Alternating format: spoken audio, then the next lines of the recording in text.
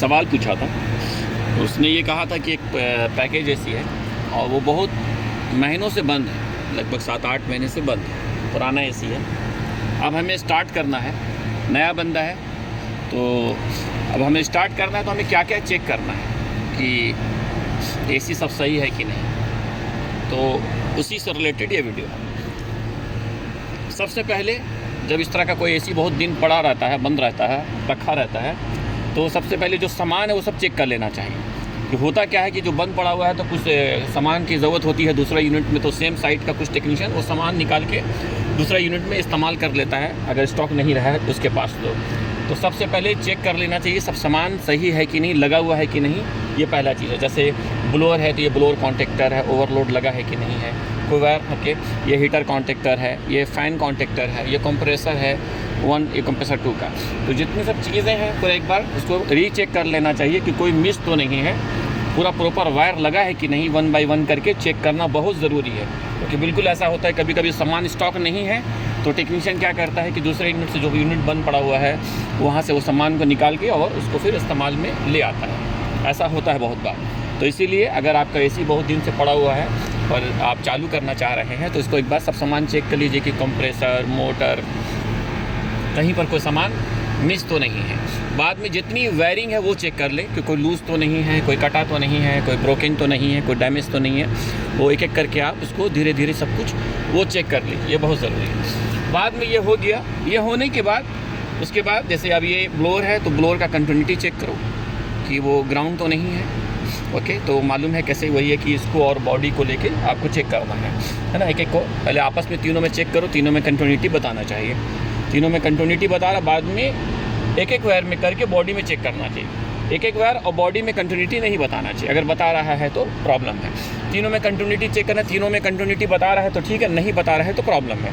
तो खासकर ब्लोअर का चेक करना होगा। ब्लोअर के बाद फिर आप आएंगे कंप्रेसर के फ़ैन के पास, कंडेंसर फ़ैन मोटर, उसको चेक करेंगे। उसको भी सेम वही चेक करना है, तीनों में कंटिन्यूटी बताएगा और कंप्रेसर वायर से और बॉडी में नहीं बताएगा, नहीं बताना चाहिए। अगर बता रहा है तो प्रॉब्लम है, या तीनों में से किसी 2 वायर में कंटिन्यूटी नहीं बता रहा है तो प्रॉब्लम है। तो वो चेक करना चाहिए कि कोई ग्राउंड वगैरह तो नहीं है, वो ये आप चेक कर लिए। बाद में फिर आप कंप्रेसर को चेक कर लीजिए, कंप्रेसर कॉन्टेक्टर को सेम उसी तरह चेक करना है, कंप्रेसर 2 को। ये सब कुछ चेक कर लिए। बाद में सब कुछ चेक करने के बाद पूरा चेक कर लिए ताकि कोई ग्राउंड वगैरह नहीं रहे। ओके, सब होने के बाद में आपको फिर पावर ऑन करना है। पावर आप ऑन करेंगे, आप पावर ऑन करने के बाद फिर बाद में पावर को चेक करना है। जब आप चालू कर ले, सब कुछ चेक कर लिए, सब कुछ ओके है। प्रेशर चेक करना है, स्टैंडिंग प्रेशर है कि नहीं है। सिस्टम में स्टैंडिंग प्रेशर वो भी चेक कर लेना है कि उसका जो पिन को प्रेस करके गेज लगा के, मैनिफोल्ड गेज लगा के सब चेक करना है। सब चेक करने के बाद अब हम लोग आएंगे कहाँ पर आएंगे, वोल्टेज चेक, वोल्टेज। तो उसके बाद सबसे पहले वोल्टेज पे जाने से पहले नेम प्लेट पे जाना है कि नेम प्लेट में यूनिट का वोल्टेज क्या है, 230 है, 380 है या 460 है। ओके, तो उस वोल्टेज के हिसाब से जैसे ये यूनिट 380 है तो 380 पे हम लोग चलेंगे। ओके, तो 380, लाइन 1, लाइन 2, लाइन 2, लाइन 3 और लाइन 1, लाइन 3 तीनों में चेक करना है। ओके, तीनों में चेक करना है। सब ये हो गया है। बाद में ये होने के बाद अभी बाद में फिर चेक करना है लाइन 1 और न्यूट्रल। ओके, ये भी ठीक है आपका। बाद में आपका ये देखना है लाइन 2 से न्यूट्रल को और लाइन 3 से न्यूट्रल को। ये तीनों भी आपका ठीक है, अब सब सही है, कोई दिक्कत नहीं है। बाद में यहाँ पर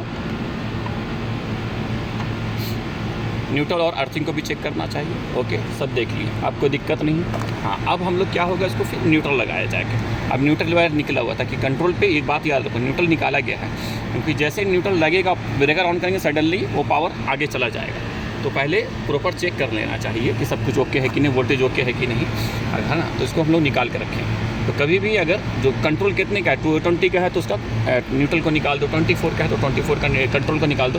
कंट्रोल में पावर नहीं जाएगा तो वो एनर्जाइज नहीं होगा, और एनर्जाइज नहीं होना चाहिए जब तक प्रॉपर चेक नहीं कर ले। ओके, तो अभी हम लोग इसको न्यूट्रल डालेंगे, तो जैसे न्यूट्रल डालेंगे आगे बढ़ेगा वो। ओके, न्यूट्रल डाल।